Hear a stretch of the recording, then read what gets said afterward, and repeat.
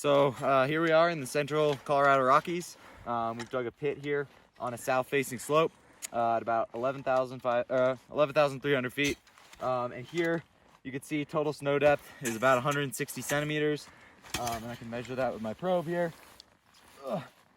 So measuring down to the ground, it's 165 there at the surface of the pit. So fairly deep snowpack here. Part of this may be due to wind loading from that aspect. But now that we've dug the pit, we now need to flush out the shape to be able to identify layers in the snowpack. So what you're gonna wanna do for that is take your shovel and sort of shear down the side here, like so. Try and get it as flush as possible. And what you're gonna see are these layers starting to emerge, right? So right here you can see there's a pretty distinct layer. Here there's a distinct layer. These are all different things that, you know, with a magnifying glass and crystal card you can identify. So I can see off the top of the, you know, just looking at it and feeling it, this is a sun crust here, particularly firm, little crust in there. And then further down, you know, you're gonna start to get to more granular snow. This is faceted snow, where you could get a lot of bad propagation, big avalanches where the entire snowpack goes at once. So the next step is sort of doing the same thing here and shearing down all of the walls in the snow pit, try and getting them as flush as possible with each other.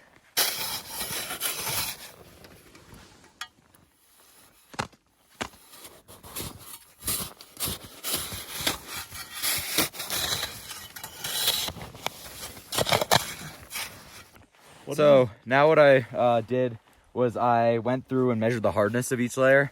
This is pretty crucial when you're drawing a pit afterwards. So you'll see, you know, this is all new storm snow up top, all fist. Then this is sort of a 4-finger layer. This starts to get a little bit firmer. And then all of this, you know, this is 1 finger, can't quite penetrate through too well. And then this goes all the way down here to this layer. And I can't penetrate that with my first finger very well. And I used a pencil. I found that it's about pencil hardness that would be denoted as P. Then more 1-finger readings, 1 finger getting back into sort of 4-finger here, and then down on these facets. These are super loose, sugary snow. This is fist again. So that's how I'm measuring snow hardness, and then I'm recording it based on the relevant layers here along my probe, which runs down the entire pit. So what I'm doing in this clip is I am isolating a column 30 by 30 centimeters in order to perform something called a compression test, which is essentially a pretty good proxy for snow stability. I'll show it in a sec, but I need to remove the snow first on each side of the column. All right, so in this same snow pit, I've now isolated a very janky column. This is sort of for demonstration purposes. If I were really trying, I'd, you know, mark off a square 30 by 30 centimeters and get it perfectly sheared on both sides. But this will give us a rough proxy for sort of what the snow is looking in terms of stability. So I'm gonna start by lightly placing my shovel on top, and I'll give it 10 light taps from the wrist.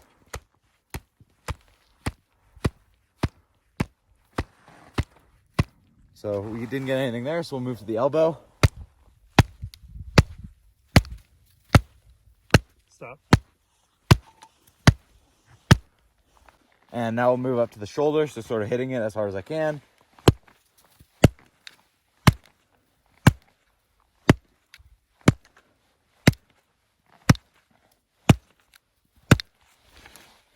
Okay, so conclusions from this test are we have a pretty stable snowpack here. No weak layers that can be easily triggered, although it can change over aspect and elevation, of course. You know, even 10 feet over to the right could be a completely different story, but this does tell us that on this aspect, at this elevation, we do have a pretty good snowpack here. So now that I've finished with a compression test, showing fairly stable results, we call that an CTX, meaning we didn't get a collapse on any layers here. Something else that you can try doing is if you wedge your shovel behind the slab like this and give it a pull right there. So here's a weak layer where we got a fairly clean shear. So if you polish some of the loose snow off, you'll see this is the start of a firmer layer here.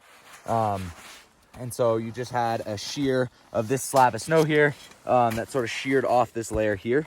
And you can continue to work down the column in a similar fashion. So here we got another shear. This is a sun crust here. This is a very, very firm layer here. So, you know, it takes quite a bit of force to punch through this. So this is a sun crust here.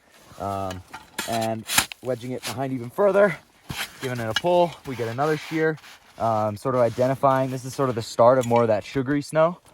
And wedging it further, give it a shear. This is completely, you know, rotten, faceted snow here on the bottom. That just falls apart when you put any pressure on it. So everything else down here is, again, that same faceted snow. Fairly stable results. Takes quite a bit of force to shear off slabs here. But this is a good test to look at propagation. So if you have a very smooth shear, you know, you can get an avalanche propagating over fairly large distances. And also another, you know, data point for snow stability. So on south aspects like this, you typically get the sun loading it a lot and melting and breaking down weak layers before they form, which is why we didn't really have any weak snow other than the basal facets within this snowpack. However, that means I misspoke when I did the hand shear tests. The shears that I was slabbing off was not a result of weak layers. Instead, it was a result of bad interfaces between layers. So you're seeing a softer slab break on top of a harder slab break on top of sugary snow, that sort of thing. So that's important to note that in this situation, the shears were due to bad interface.